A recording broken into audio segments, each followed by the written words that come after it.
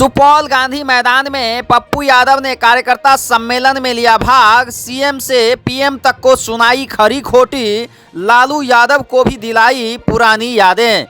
सुपौल के गांधी मैदान में जन अधिकार पार्टी का कार्यकर्ता सम्मेलन आयोजित किया गया, जिसमें जन अधिकार पार्टी के राष्ट्रीय अध्यक्ष राजेश रंजन और पप्पू यादव खूब गरजे।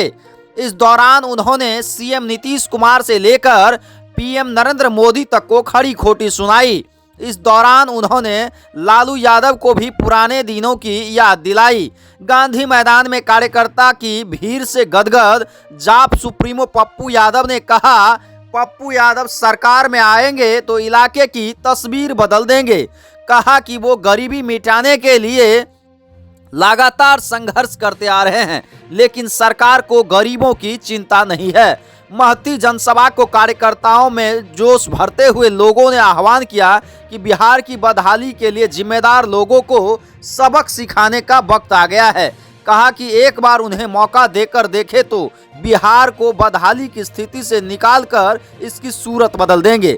इस मौके पर उन्होंने सीएम नीतीश कुमार और पीएम नरेंद्र मोदी को खूब खरी खोटी सुनाया। साथ ही लालू प्रसाद यादव को भी पुराने दिनों की बात याद दिलाया। इस मौके पर हजारों की संख्या में कार्यकर्ता मौजूद थे, जो पप्पू यादव के संबोधन पर खूब ताली बजा रहे थे। और मांस भात भी है विलियम्स में सबका काउंटर लगा है। अपने काउंटर 10 मिनट का टाइम दीजिए, क्योंकि मीडिया के साथी आए हैं, वो फिर से चले जाएंगे।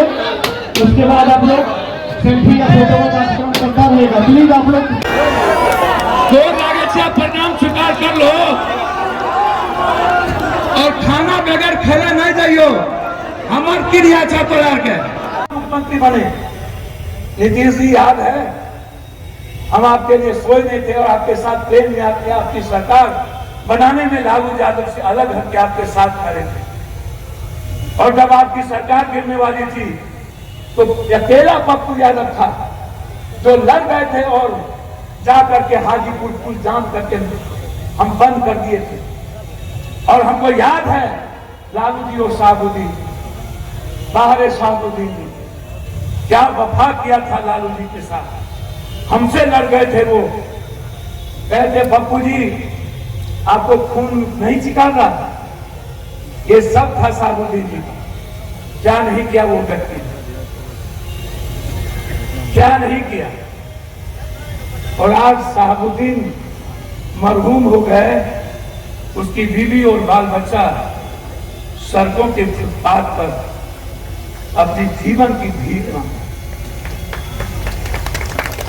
अंतिम मरने तक साहबुद्दीन की यदि मौत हुई ना, वो लालू यादव के सम्मान के लिए, दूसरों के सम्मान के लिए नहीं हो। साहबुद्दीन जी यदि नहीं बोले होते वो सब कि परिस्थितियों के ये मुख्यमंत्री हैं,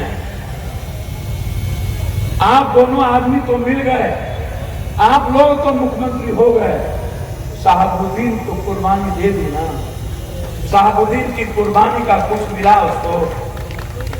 आज तक उस बच्चे को जो सरकार रहते हुए कमर में रस्सा लगा के एक 29 साल के लड़के को जो याद करिए, हम कब साथ नहीं रहे। जो लोग यहां बड़ी बड़ी बात करते हैं सुपौल में, जब भी उसकी राजनीतिक संकट भी हम उसके साथ खड़े रहे।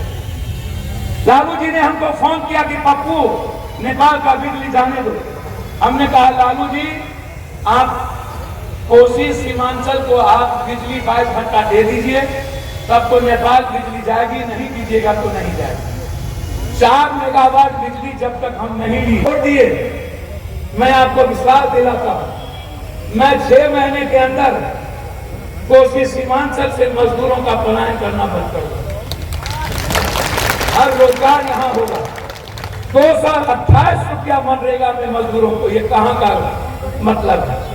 आंगनबाड़ी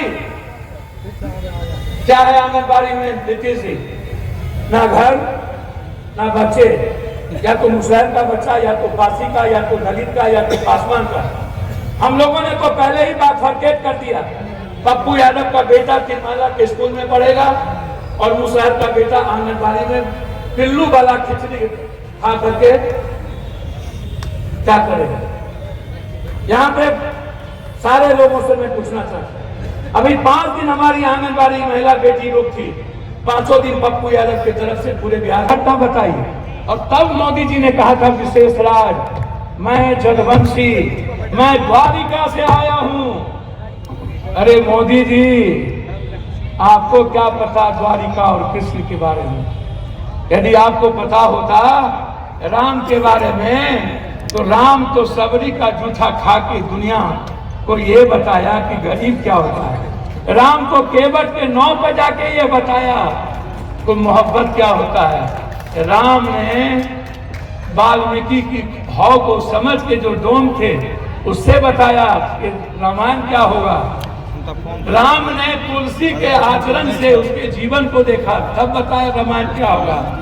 राम ने अपने पराक्रम से रामायण की कथा लिख दी। आपको तो हिंदू मुसलमान की फुर्सत नहीं होती।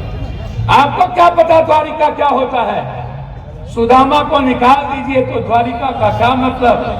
मीरा को निकाल दीजिए, द्रौपदी को निकाल दीजिए, अर्जुन को। जिस दिन पप्पू यादव को मान लिया ना, अरे नहीं माने यादव दूसरे जात मान लिया, उस दिन बिहार को दुनिया का नंबर 1 न बना दे तो पैदाइश। उस दिन मैं आपको चैलेंज करता हूं, होगा तभी आप चुनाव लड़ेगा। मैं तो कह रहा हूं, जिस दिन हमारी सरकार में हिस्से होगी, दिल्ली में सरकार किसी की हो, यदि वो पप्पू यादव बिहार के गरीबों के पैर पर नाक न रगड़े तो टेकला का पैदाइश होंगे। सरकार किसी की हो, हमको बेईमानी शैतानी नहीं करना है। हमको 1 रुपया नहीं चाहिए। हम तो मरने आए। आपको क्या लगता है जिस दिन पप्पू यादव को शक्ति खत्म हो जाएगी देने की और मदद करने की, आपको लगता है कि हम जीना चाहेंगे? उसी दिन हिटलर की तरफ गोली मार लें खुद को। जब तक देने के लायक हैं तब तक मैं आपके साथ। जिस दिन गरीबों को न्याय करने के लायक नहीं रहेंगे, उस दिन जीने का कोई मतलब नहीं। जिस दिन मैं 5 बजे घर लौटता हूं, यह विशेष पैकेज या विशेष राज किसी में लड़ने और मरने का जज्बा है और कोई लड़ के ले सकता है। भारत सरकार के एक ट्रेन को रोक के तेलंगाना के तट पर हम लड़ेंगे, और जब तक विशेष राज और विशेष पैकेज नहीं मिलेगा तब तक पप्पू यादव चैन से नहीं बैठेंगे। जब तक हाई डैम नहीं बनेगा तब तक हम चैन से नहीं बैठेंगे। हम अपने माँ को, अपने बेटी को, अपने बेटे को गरीब रहने नहीं देंगे, हम पलायन करने नहीं देंगे, और हम बाहर पढ़ने नहीं जाने देंगे। मैं हर गरीब को भी 10,000 रुपया देना चाहता हूं। जो काम करना चाहता हूं अंडा का, सब्जी का, वो आइए मेरे पास। मैं उसको अंडा के लिए उतना खरीद के सामग्री दूंगा, और आप हर दिन 300-400 रुपया कमाइए।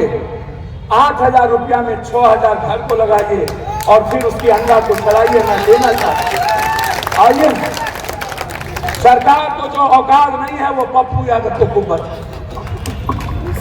मैं सब्जी का दुकान है कि हम वही सवाल, सर्वे आपकी ही है और सर्वे सही है। जादवों की स्थिति मुसहर के बराबर में। हम अत्यंत पिछड़ी जाति की बात अभी नहीं कर रहे थे। अत्यंत पिछड़ी जाति तो इन लोगों के लिए इस बिहार में पैर की धूली बन गई। दलित का तो कोई सम्मान है ही नहीं। दलित को बता दिया गया है कि आप 5 किलो अनाज के लिए पैदा हुए हैं। मुसलमानों के लिए बता गया है कि आप चुपचाप रहिए, वोट देते रहिए, इधर उधर करिएगा तो आपको सब हिंदू मिलके काटेगा, काटेगा। आप पूछता हूं क्या ये जिम्मेदारी एमएलए एमपी जब चुनाव में 10 करोड़, 7 करोड़, 4 करोड़, 5 करोड़ नगर पालिका में जब 40 करोड़ रुपया ये लोग खर्च करते हैं तो क्या इन लोगों की जिम्मेदारी नहीं थी? ये पप्पू यादव की ही जिम्मेदारी थी कि अपने पैसे का ट्रेन बुक करके 3-3 ट्रेन कोटा भेजे। हर देश के मजदूर के अकाउंट में 2-2 हजार रुपया पप्पू यादव ने दिया। ये जिम्मेदारी मोदी जी की थी, ये जिम्मेदारी सरकार की थी, ये जिम्मेदारी पप्पू यादव की नहीं थी।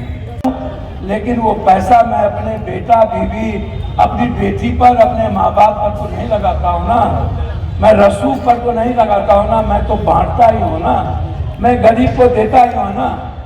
तुम लोग तो लूट के लाए, सब लोग, अदानी अंबानी सभी लोग। आपने क्या किया? आप पूरे बिहार में बीजेपी की ऑफिस खोल दी, पूरे देश में 4-4 करोड़ का एक घर बनाया। मैं बोलूंगा, मैं पूछना चाहूंगा आप सबसे, क्या ये एमएलए एमपी की जिम्मेदारी नहीं होती है? गुजरात में जब एक बिहारी को मारा जा रहा था, हम जब उतरे तो बोला पप्पू यादव को आज गुजरात से नहीं लौट के जाने दें। हम पर ईंट फेंका गया, हमको कहा गया कि जहां बलात्कार हुए थे, जहां गुजरात को बिहारी को पीट के मार दिया गया और ट्रेन में पीटा जा रहा था, जब गुजरात उतरे तो बोला पप्पू यादव लौट के चल जाएंगे। हमने कहा हम खीरा मूली है, ककड़ी है कि आएंगे या लौट के चल जाएंगे। हमने साफ कहा, मोदी जी मैं भी किसी कोसी सीमांचल का बेटा हूं, मेरे खून में इंसानियत का खून है, मेरा खून जमात का है, जात का नहीं है। मेरे खून में हर जात वर्ग धर्म का विचार है, मेरे खून में हर धर्म मजहब हर गरीब का की ताकत है। हमें उतनी ताकत है दुनिया से लड़ने की जितना इस धरती पर किसी को नहीं होगा। हमें उतनी ताकत है गरीबों को देने की जितना 7 बार मोदी जी आप जन्म लीजिएगा तब भी नहीं दे पाइएगा। आप बेफिक्र रहिए मोदी जी, हमको एमएलए एमपी बनने का शौक नहीं है, आप चिंता ना करिए, आप मत घबराइए मोदी जी। और हम लोग जो लोग 2025 की चुनाव की राजनीति करते हैं, क्या जिन लोगों को लगता है कि पप्पू यादव के आने से, कुछ होने से कल किसी के सेहत पर असर पड़ेगा, अरे नेताजी लोग भाग आप और किस्मत लिखा के आए हैं, हम उसमें नहीं लिखा के आए हैं। हम लिखा के आए हैं कि एक कोसी सीमांचल का बेटा देश के हर गरीब के लिए कैसे जिएगा, देश के हर बेरोजगारों के लिए कैसे जिएगा, हर गरीब का आंसू रात रात भर कैसे पोंछेगा। मोदी जी कहते हैं, मैं आपको वचन देता हूं 24 और 25 के बीच में एक ऐसा लैब खुलेगा जहां सबकी जांच होगी, फ्री होगा, अल्ट्रासाउंड फ्री होगा, एमआरआई फ्री होगा, सीटी स्कैन फ्री होगा, जांच फ्री होगा, 1 रुपया नहीं लगे। नारा नहीं भैया, 1 रुपया नहीं लगे, काम करिए ना। आप लोगों को तो मौका मिला कि जादव का रोजगार 1.6 से 14% होने के बाद मैं पूछना चाहूंगा, मुरारजी देसाई का सरकार था, जनता पार्टी की लालू, बीपी सिंह जी की सरकार थी, देवगोरा और गुजरात में आपने किंग मेकर थे। गर्व था हमें कि लालू जी हमारे किंग मेकर हैं, और आज भी गर्व होता है लालू जी पर कि लालू जी कहीं ना कहीं चीजों को मिलाने में लगे रहते हैं, नहीं तो कब का नाश हो गया होता।